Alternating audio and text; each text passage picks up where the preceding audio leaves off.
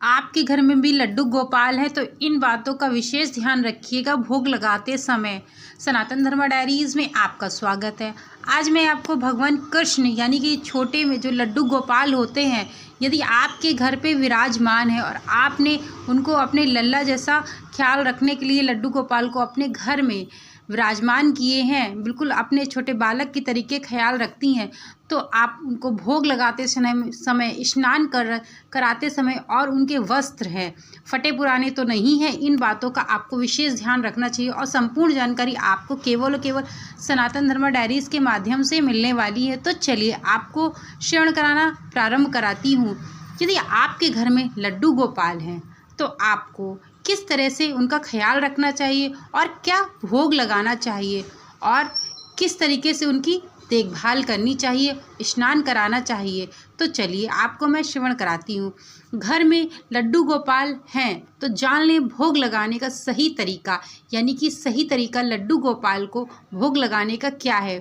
कई घरों में भगवान कृष्ण के बाल स्वरूप यानी कि लड्डू गोपाल को परिवार के एक सदस्य की तरीके माना जाता है, यानी कि जिस प्रकार से परिवार में जो सदस्य हैं उन्हीं प्रकार से लड्डू गोपाल भगवान कृष्ण के बाल रूप को घर में रखते हैं और बिल्कुल अपने सदस्य यानी कि अपने बालक की तरीके उनकी देखरेख करते हैं।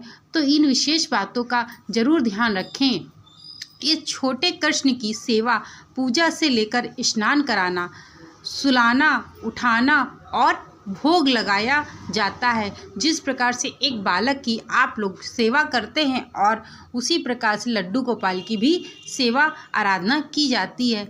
लेकिन क्या आप जानते हैं कि लड्डू गोपाल को भोग लगाने के कई नियम होते हैं, यानी कि ऐसे ही नहीं उठे लड्डू गोपाल को भोग लगा दिया, ऐसे भोग नहीं लगाया जाता है, उसका भी एक विशेष नियम है। इन सब बातों का विशेष ध्यान रखना चाहिए, तब लड्डू गोपाल को भोग लगाना चाहिए।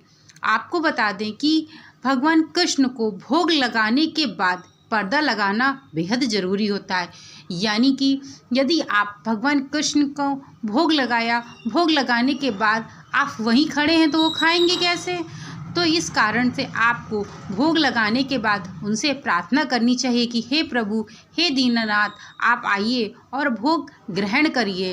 प्रार्थना करने के बाद आपको आपके मंदिर में जो पर्दा है उसको आपको डाल देना चाहिए और पर्दा डालने के बाद आपको वहाँ से कुछ क्षण के लिए यानी कि 1 मिनट, 2 मिनट, 5 मिनट के लिए वहाँ से हट जाना है। हट जाने के बाद आप पर्दा डाल चुके हैं, वहाँ से हट गए। उसके बाद जब आप भगवान कृष्ण का भोग लगा चुके हैं, पर्दा हटाइए। पर्दा हटाने के बाद आपको उनको जल पिलाना है, यानी कि जल से आपको आचमन करना है। इस बात का विशेष ध्यान रखिए, क्योंकि भोजन कराने के बाद यानी कि प्रसाद लगाने के बाद आपको इस बात का भी विशेष ध्यान रखना है कि आपको उनको जल अवश्य ही पिलाना है। कहीं ऐसा ना हो कि आप भोग लगा दें और भोग लगाने के बाद आप जल का आचमन न करें। तो इस बात का विशेष ध्यान रखिएगा, आपको जल भी उनको पिलाना है। और इसके बाद भगवान कृष्ण को आचमन करने के बाद आपने जो भोग लगाया है उसको आप हटा लीजिए। इसके कृष्ण भक्त भोग लगाकर पर्दा बंद करते हैं और घंटी भी बजाई जाती है। इस बात का ध्यान रखें कि भोग लगाने के बाद आपको घंटी भी बजानी है।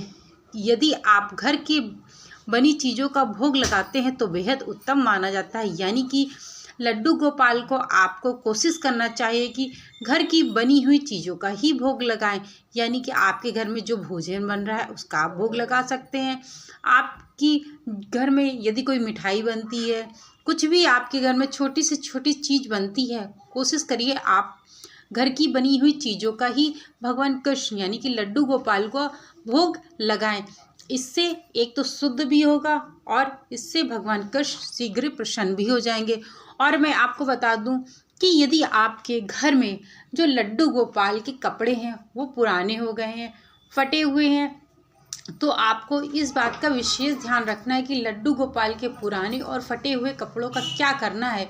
क्या आप पुराने कपड़ों को भगवान कृष्ण को पहना सकते हैं कि नहीं?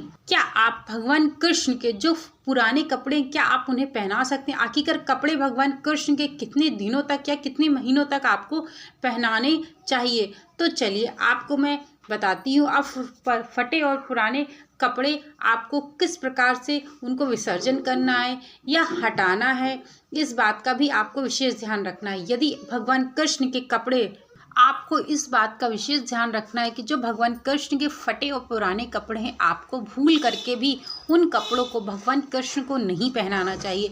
यदि कुछ कपड़े आपने महसूस किया होगा कि वो खराब हो गए हैं, यानी फटे कहीं से हैं, लेकिन वो अच्छे नहीं लग रहे हैं देखने में, या कहीं से हल्की सी भी उसकी लेस निकल गई है, या कहीं से सिलन खुल गई है, आप इन कपड़ों को भी भगवान कृष्ण को यानी कि लड्डू गोपाल को नहीं पहनाने चाहिए।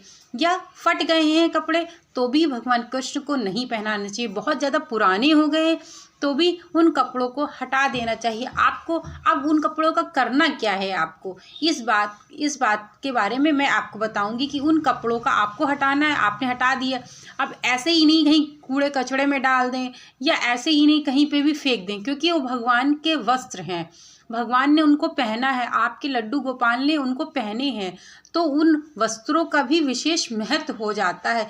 एक एक चीज़ का अपना एक विशेष महत्व होता है। तो उन कपड़ों को आपको, उन कपड़े सारे जो भगवान लड्डू गोपाल के कपड़े हैं उनको आप एकत्रित कर लीजिए। 1 2 4 जितने भी उनके कपड़े हैं आप इकट्ठा करने के बाद आपको किसी वृक्ष के नीचे जा कर के, आप वृक्ष में गए, पीपल का वृक्ष हो, बेलपत्र का वृक्ष हो, किसी भी बरगद का वृक्ष हो, कोई भी वृक्ष हो, आप लेके गए, या तो आप उस वृक्ष पे बांध दीजिए कपड़े। बांधने के बाद अपना चले आइए, वो वृक्ष पे वो कपड़े बंधे ही रहेंगे, वो नहीं वहाँ से हटेंगे। या फिर आप एक और विशेष उपाय कर सकते हैं। ऐसी जगह पे आप गड्ढा खोदिए, गड्ढे खोद के आपको उन वस्त्रों को उसी में दबा देना है, ताकि वो किसी भी तरह से, ताकि वो उन कपड़ों को आप गड्ढा खोद के गाड़ सकते हैं और वो आपके सुरक्षित कपड़े रहेंगे, क्योंकि वो भगवान कृष्ण के कपड़े हैं। और यहीं पे भगवान कृष्ण को स्नान कराने का सही तरीका क्या है, इसके बारे में मैं आपको बताऊंगी कि भगवान कृष्ण को यानी कि लड्डू गोपाल को यदि आप स्नान कराते हैं तो आप कैसे करा सकते हैं स्नान, और क्या है इसका विधि पूर्वक नियम। मित्रों, मैंने यह वीडियो पहले ही बना रखा है आप लोगों के लिए कि भगवान कृष्ण को लड्डू गोपाल को स्नान आप कैसे करा सकते हैं। मैंने इसकी जानकारी पहले से ही आपको वीडियो के माध्यम से दे रखी है। आप मेरे डिस्क्रिप्शन बॉक्स में जाकर मैंने लिंक पिन कर दूंगी, आप उसको क्लिक करके आराम से वॉच कर सकते हैं, आपको संपूर्ण जानकारी प्राप्त हो जाएगी। अब मैं अपने वीडियो को यहीं विराम देती हूँ। Thank you so much video को वॉच करने के लिए। चैनल को लाइक शेयर सब्सक्राइब करना मत भूलिएगा। Thank you so much.